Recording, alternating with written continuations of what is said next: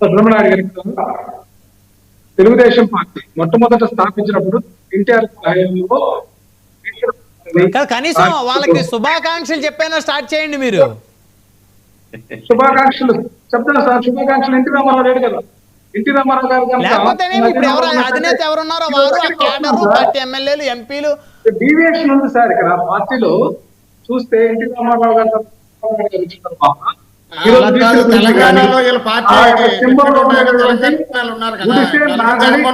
సురేష్ గారు అసలే వారి వాయిస్ మన క్లారిటీ వినిపించలేదు.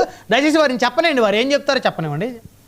కంటిన్యూ చేయండి సార్ మీరు. ఇక్కడ ఆ రోజు ఎన్టీ రామారావు గారు ముందుకు వచ్చినటువంటి గుడిసె నాగలి, లేకపోతే కార్మికులకు సంబంధించినటువంటి సంక్షేమానికి సంబంధించిన పరిశ్రమలకు సంబంధించినటువంటి చిహ్నాన్ని ఏర్పాటు చేస్తే ఆ యొక్క మెయిన్ థీమ్ ని ఈ రోజు మర్చిపోయి తెలుగుదేశం పార్టీ.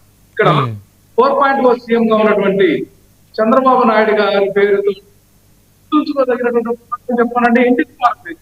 తర్వాత మా నాయకుడు దివంగత నేత రాజశేఖర రెడ్డి హయాంలో ఆరోగ్యశ్రీ గాని 108 గాని పథకాలు ఉచిత విద్యుత్ గాని తీసుకొచ్చారు. అట్లాగే జగన్మోహన్ రెడ్డి గారు కూడా ఆయన హయాంలో తీసుకొచ్చినటువంటి సంక్షేమ పథకాలు అవి బృహత్తరమైనటువంటి ఆదరణ పొందాయి. చంద్రబాబు నాయుడు గారి హయాంలో తెలుగుదేశం చేపట్టినప్పుడు గుర్తుంచుకున్నటువంటి ఒక పథకాలన్నా ప్రజలకు చేరవేసి చెప్పాలండి.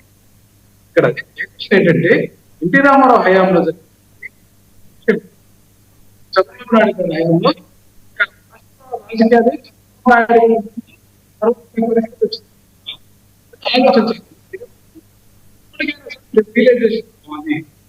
తెలంగాణలో చూసాం. మీ వాయిస్ సేమ్ అదే ఇష్యూ వస్తుంది రామారావు గారు. ప్రీవియస్ ఏదైతే ఇష్యూ వచ్చిందో క్లియరెన్స్ రావటం లేదు క్లియర్గా ఆడియో. సో కట్ అవుతా వస్తుంది ఆడియో, లో వాయిస్ వస్తూ ఉంది. కొంచెం కూల్గా మాట్లాడండి.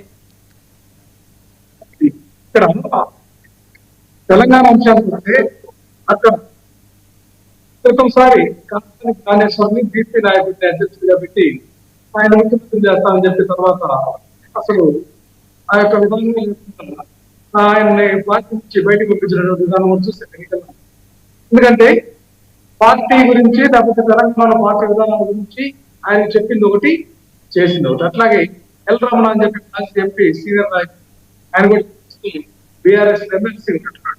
ఆయన కొంతకాలం పెట్టి బీసీల పార్టీ అని చెప్పేసి ఆయన కూడా ఆయన నాయకత్వాలు కానీ మొత్తం కూడా తీసేసి ఇక్కడ తాత్కాలికమైనటువంటి ప్రయోజనాలు, తాత్కాలికమైనటువంటి విధానాలతోటి మోసపూరితమైనటువంటి అంశాలతోటి ఈ రోజు నడుపుతున్నారు తప్ప ఇక్కడ కూడా తెలుగుదేశం పార్టీ ఏదైతే మూల విధానాలన్నింటినీ కూడా మార్చి ఈ రోజు తెలుగుదేశం పార్టీ తయారు చేస్తున్న అలాగే ఎన్టీ రామారావు అవినీతి అనేది అసలు ఎక్కడ వచ్చిందండి స్కామ్.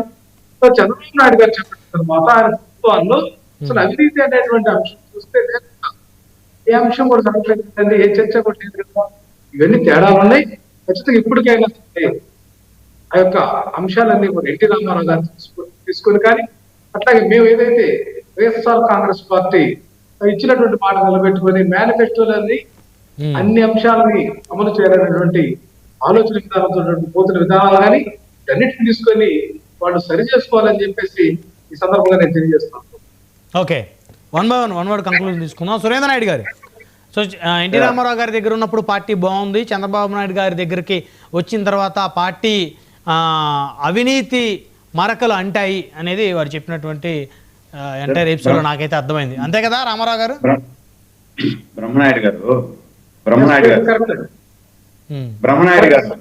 ఇప్పుడు వీళ్ళు చంద్రబాబు నాయుడు గారు ముఖ్యమంత్రి అయిన రోజు నుండి అంటే రామారావుకు వెన్నుపోటు పొడిచాడు అనే పాత రికార్డు ఇంకా కొట్టుకుంటానే ఉన్నారు. ఇంకా 50 సంవత్సరాలైనా వారు అది మాట్లాడుతూనే ఉంటారు. నాకు తెలిసి అది కొట్టుకుంటానే ఉన్నారు. రేపు దేవాంశ్ గారి నాయకత్వం వచ్చినప్పటికి కూడా ఆయన కూడా అదే అంటారు. మీ తాతగారు చంద్రబాబు నాయుడు గారు, మీ ముత్తాత గారు ఎన్టీ రామారావు గారిని ఇలా చేసిన అది అయిపోయింది, జరిగింది అనేది ఉన్నటువంటి వాళ్ళకి ఎవరికి తెలియదు. మేమంతా 90s కిడ్, మాకు తెలియదు. నమ్మకుంటే ఓటేస్తారు, లేకపోతే లేదు. మనం గమనించాల్సింది ఏమంటే